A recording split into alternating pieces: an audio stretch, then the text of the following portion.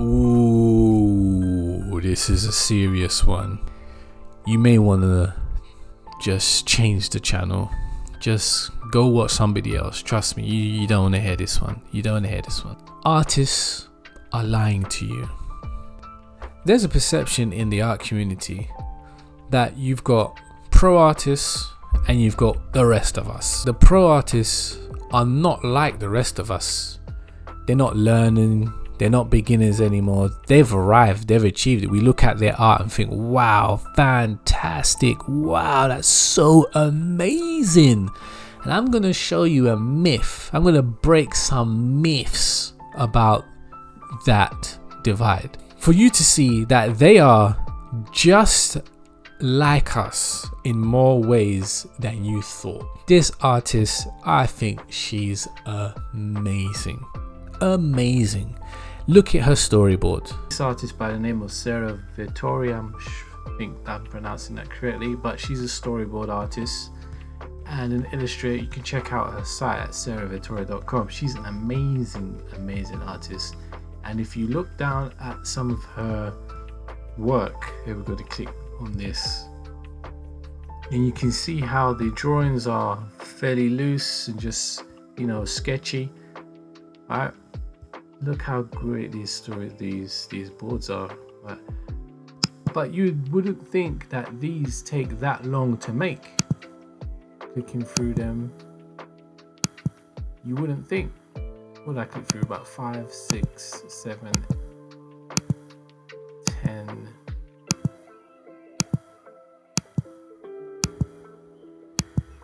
Hardly any color, just the gray, or no color in fact, just the grayscale.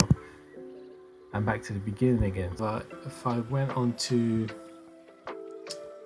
this artist who talks about storyboarding, it says these are the facts. Every panel for a television storyboard based on a written script takes 10 to 20 minutes average per panel without revision time included. This is also based on a board that is done on paper without adding the timing or dialogue tracks required in Toon Boom, Storyboard Pro or Adobe Flash. This is the way it says. You usually need 5 to 6 weeks to make an 11-minute storyboard animatic. Yeah, so there's several factors to consider, but the point is that these take time. 5 to 6 weeks is still more than a month. And it had several revisions. She had art directors overseeing the thing, changing this element, changing that element, and so on and so on. So, and I know what you're thinking. Well, I never knew that. Yeah, I thought because the drawings were really loose, it probably took a few hours to do. Nah. Myth number 1: pro artists don't spend hours and hours and months and weeks on any given drawing or project. That's not the truth.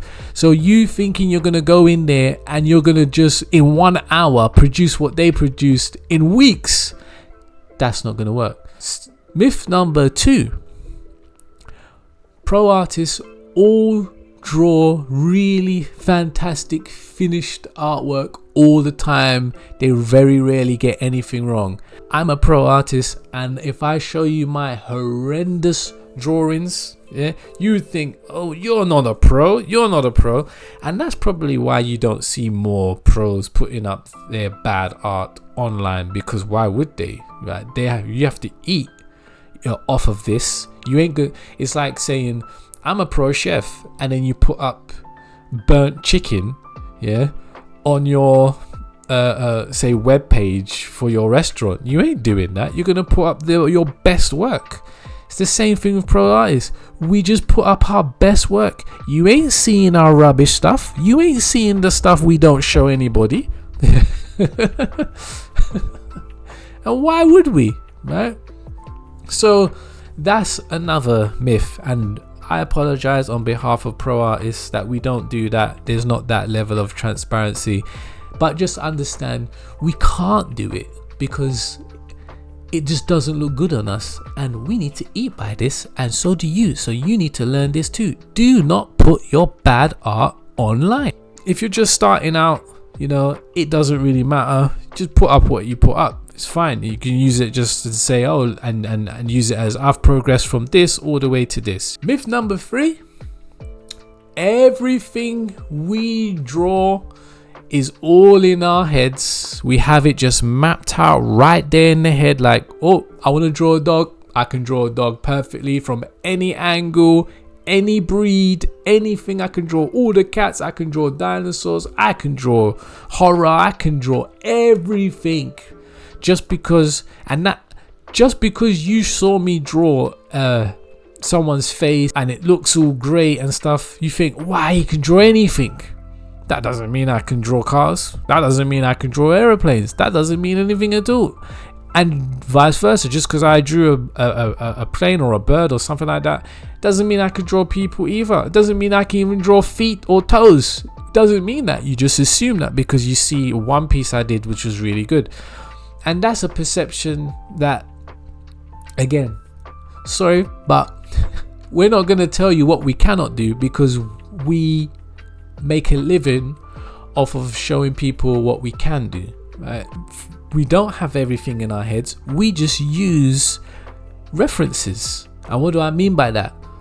We go out there in the real world, we take photos of real world things and then bring them back home and draw them and add maybe our little spin on it. But if we're drawing cars, we take real cars, we go online, take pictures from everywhere, every nook and cranny, and we draw those. We want to draw an environment, a scene, we go and take a photo from an actual scene, and then we draw that and we superimpose our characters on top, and so on and so on. And this process may take weeks, it may take months, right?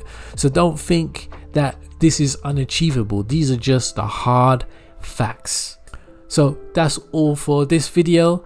I hope you enjoyed the video, and don't get discouraged about these myths, right? Just carry on drawing, and I will see you in our next video. Like if you liked, subscribe, and ask me any questions in the comments. You know where I'm at.